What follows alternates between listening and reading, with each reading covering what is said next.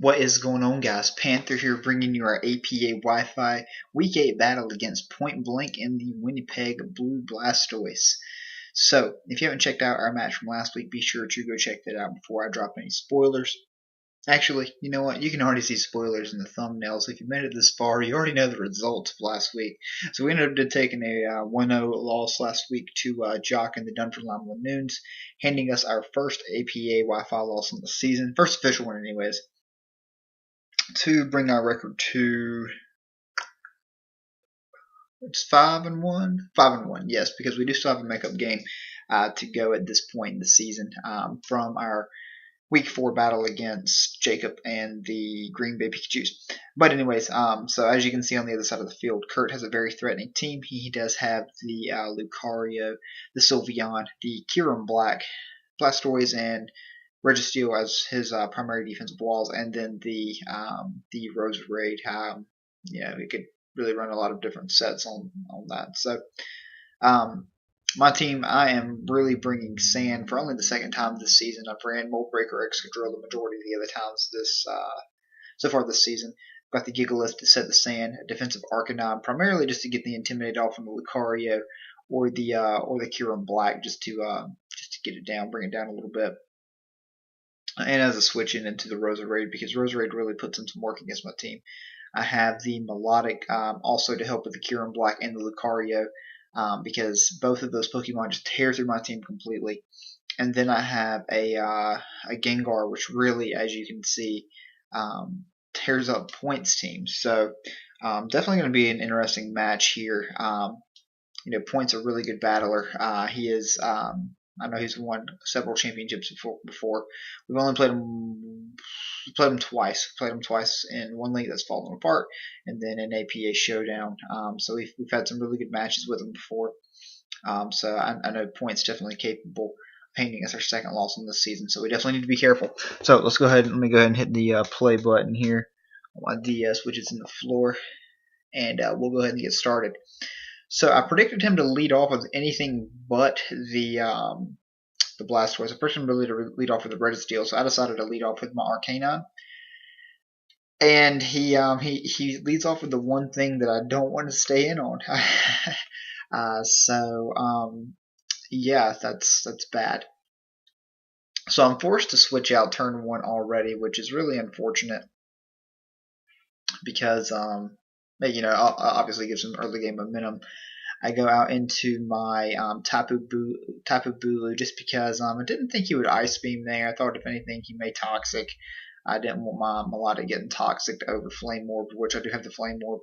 And he goes for the Yawn, which is pretty annoying to be completely honest. I definitely don't want my Tapu Bulu put to sleep. I got to kind of play around Yawn all game now, so I have to really be wary of that. So I double out to see what his switch is going to be. I am a banded Tapu Bulu, so I can do a lot of damage to a lot of things on his team. Bulu just breaks walls on this team. So I do have the superpower. I did almost predict the Registeel, but I wasn't worth getting my Bulu put to sleep for. So I figured he's probably going to set a Stealth Rocks here, so I just go ahead and switch out into the Holy moly, he goes back out into the Blastoise, making a very good prediction on me going into Excadrill or the Arcanine. So Point really has the momentum going so far for him. I've switched every turn, just really trying to find some momentum for myself. So he fires off the Scald here. I'm praying to not get burned. He does decide to attack there because he knows he doesn't really want to play around with Excadrill. So thankfully we do not get burned, and now I'm free here. So I really, really want to click Superpower, but it's not worth it. So Woodhammer does a lot to this thing regardless, so I just fire off a Woodhammer here. I go for the Woodhammer. As you can see, that does just over half.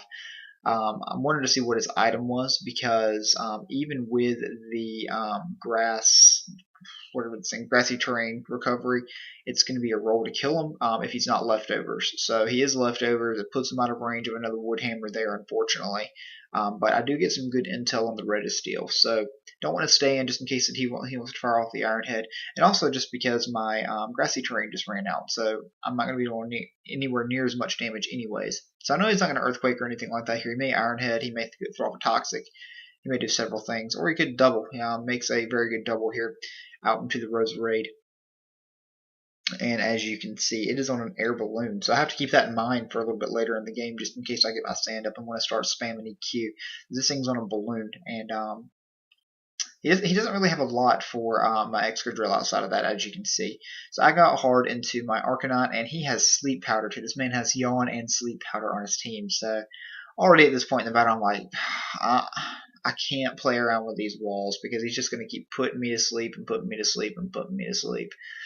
So I stay in here and I try to burn some sleep turns. I want my Arcanine back awake because it's really my only way of dealing with this Roserade.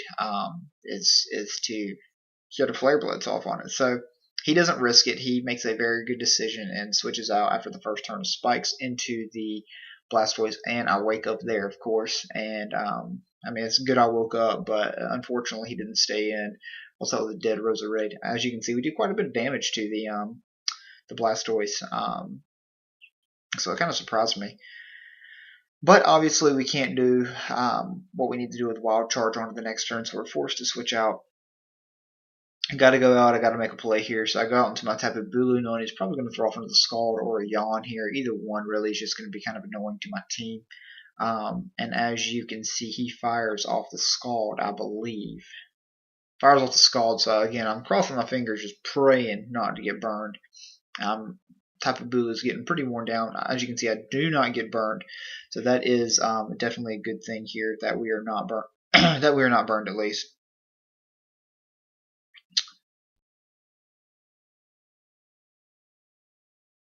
Anyways, so here I want some recovery, so I'm free to fire off a Horn Leech. I have a feeling that I could almost 2-hit KO the Bulu, not the Bulu, the Registeel, but I didn't remember that it was quite at that much HP.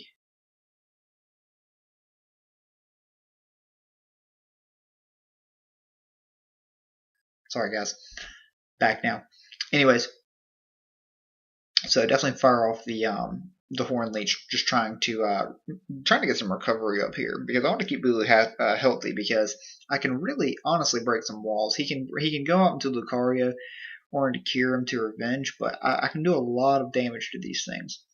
So I fire off another Horn Leech there, hoping to get like a max roll. I didn't know quite where he was at, so really hoping to pick up the KO on that thing there. And he goes for the rest. So this guy's got Yawn, Sleep Powder, and Rest on Registeel. Talk about an annoying team to face.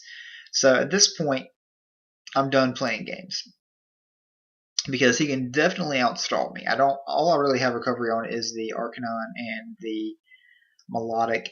I can't play games. I can't play around with Kyurem. I can't play around the threat that is Lucario. So he does go out into the God, which is the Kyurem Black. So I went hard Excadrill there just to try to throw off an EQ. I know Grassy Terrain's up, but it's still going to do a lot with Registeel. But he goes out into the Kyurem. My sand is not up, so I'm forced to switch out. And I know I can tank. I should be able to tank 2 hits from the Kyurem Black no matter what he goes for. So I go into my Gigalith to get up my sand, because if I get my sand up, I can start wall breaking if I can make the right predictions. So whatever he wants to go here for, if he wants to go for the Outrage or the Earth Power, it's going to do a lot of damage. So he clicks Earth Power, and it does a ton to me. I thought it would do a little less, actually. Turns out later that he is actually Expert Belt, which is why it did so much. And I'm still getting used to calcing with the Wi-Fi turns and everything like that, because I'm on a timer. So I couldn't figure out what item this thing was. So I had no clue what it was at this point. So I kind of play around with this thing, actually. So here I know he's probably going to switch out, not wanting to take a Stone Edge or Toxic or anything like that. But I just want to get up my Stealth Rocks. If he wants to spin, he can spin. Not a big deal. I've got my Stealth Rocks up. I've got sand up. I'm in I'm in an okay shape right now. I know he can rapid spin. He can fire off a Scald here. So I'm really forced to make a decision. Do I want to go and try to spin block with Gengar? Do I want to go out into my Tapu Bulu again, try to get some more offensive momentum? So I choose to go out into Bulu here. And he fires off the Scald, I believe. Correct? Or maybe he yawns, actually. He does. He yawns here to try to put my Bulu back to sleep. So I was a little worried that he may stay in here and fire off a Scald. But I was really thinking he would go Registeel. I was really thinking he's not going to want to risk Blastoise. He's been playing so well up into this point. So let's make some plays here. So I'm thinking he's going to go Registeel. So here I make a play and I go out into my Excadrill. I take the gamble. I really hope he doesn't Scald. And let's see if it pays off. So he withdraws. So that's the good thing. We don't end up eating the Scald. He goes out into the Registeel just like planned. And even with the grassy terrain up, it threatens him out. So here I know it threatens him out. I know he can go Roserade. I know he can go Excadrill. I know he can start playing around with my team. I don't like that. I've still got like 5 turns of sand or something. So let's wall break. So at this point, he's controlled the battle. Well, what I click next puts the pressure on. So whenever you see an Excadrill in sand that does this, there's problems. So I click Sword Stance. All I need really to beat this team is Earthquake and Iron Head, aside from any berries. So I'm +2 Life Orb Adamant at this point. So I'm getting kills. I'm just flat getting kills at this point. So he's got a decision to make. He thinks I'm going to Iron Head here. I make the prediction. I go ahead and I throw off an Earthquake. And as you can see, this is Max Defense Blastoise with the grassy terrain up. Fire off a big Earthquake there. And look how much damage this does. That is with grassy terrain up. So that's a lot of damage. So now you know it threatens him out again. And what's cool is I'm taking my Life Orb damage, but I'm also taking the grassy terrain recovery here at this point in battle as well. So it's really equaling out. It's letting Max Excadrill stay around for a bit longer. And you're thinking grassy terrain Excadrill, what is this guy thinking? But you know, I've got Sword Stance. I'm negating it. So he doesn't want Blastoise to get knocked out here. So he goes into the sideboard, back out into the Registeel. And this is super effective. There's no reason for me not to Earthquake here.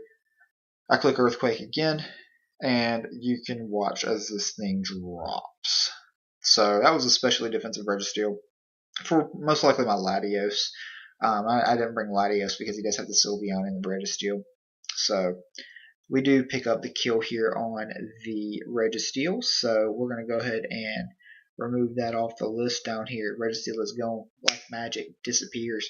So we've still got sand turns left. We're still in a really good shape here. He goes out into the Roserade.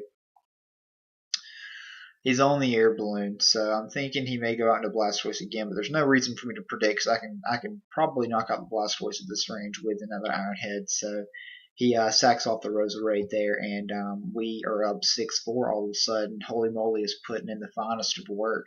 So we're still +2. My sand is over. He's forced to go out and either Kyurem or into Lucario. So there's something that happens here that I should have paid more attention to. He went and sacked Roserade instead of going Lucario. Now, all match I was thinking he's probably going to have Vacuum Wave on Lucario to help deal with my Excadrill. I mean, Vacuum Wave does like 75, 76% or something like that, like a mid-roll does. So, you know, that's a lot of damage. So, you know, I really thought he would go out into the Lucario there just to deal with my Excadrill. But that was always in the back of my mind that he has it. As you can see here, I'm playing terrible around this thing. Absolutely terrible. I'm playing around with the Kyurem Black, switching in on spikes as well. So as you can see, it's not really working out for me. I go out to Melodic on the Earth Power. I go out into my Tapu Bulu on the... I was hoping he'd Outrage, but he Fusion Bolts, actually. So yeah, that does quite a bit. That does quite a bit, even though I am a hero. I resist. So I don't want to catch an Ice Beam here. Kyurem just puts in so much pressure against my team. So I decide to go out here into the Gigalith to get my sand up one final time. One final time before it really hits the fan. So as you can see here, we're going to drop to this next 2 attacks. While you're watching that, give me just a second, guys. Going to message someone back real quick.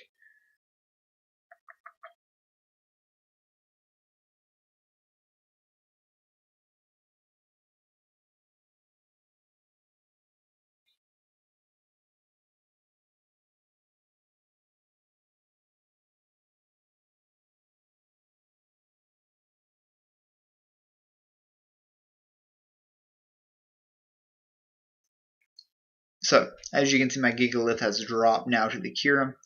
Let me go ahead and remove my Gigalith from here so we can keep track of this. So, Gigalith is gone. I can go out into Max Excadrill freely though because he does not have a great Iron Head switch in outside of the Blastoise. So he withdraws the Kyurem. He goes out into the Lucario, and this Iron Head's going to do a lot to this Lucario. So at this point, we're in some really good shape. So we have a lot of Sand turns left, but I don't know this Lucario's set. I don't want to lose my Excadrill to Vacuum Wave.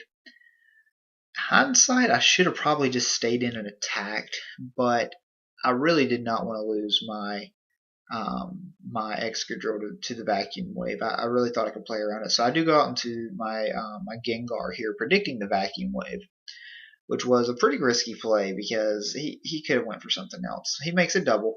He makes a double here. He goes out into the Blastoise. But I've got my Gengar in now, which puts a lot of offensive pressure on his team. We know the Kyurem isn't Choice Scarf at this point. I guess the Lucario could be Choice Scarf, but I'm really thinking this more of like a Life Orb set. So, you know, Gengar puts some amazing pressure on, though, to be completely honest. So I brought Gengar out. We're in pretty good shape here. We can definitely KO this Blastoise with Shadow Ball. So, you know, that is what it is here at this point in the game. He makes a switch out. He goes into Lucy, the Sylveon, as I fire off a Shadow Ball, and that does some big damage to Lucy here.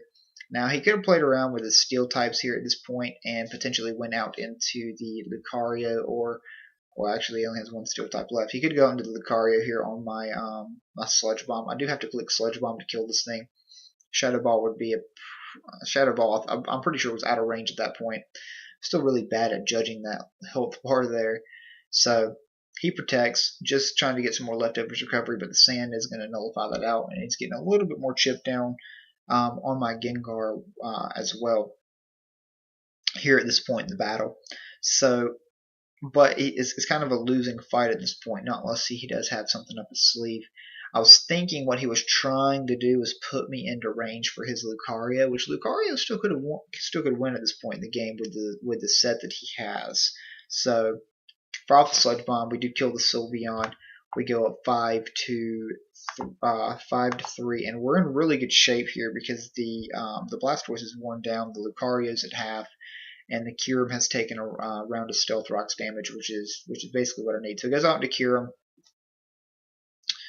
takes another round of Stealth Rocks, and we do have the Focus Blast, which should be able to knock this thing out. We just got to nail it. So go for the Focus Blast here. As you can see, we do connect. Gengar picks him up, his second kill of the game, and we are in good shape here depending upon that Lucario set. So I thought what it was trying to do is put me in range of Bullet Punch, is what I really thought it was trying to do at this point in the match with the Lucario, but he still hasn't went out into it yet. So I was a little afraid, little bit afraid. So he goes out into the Blastoise. I can kill this thing with Sludge Bomb or with the Shadow Ball.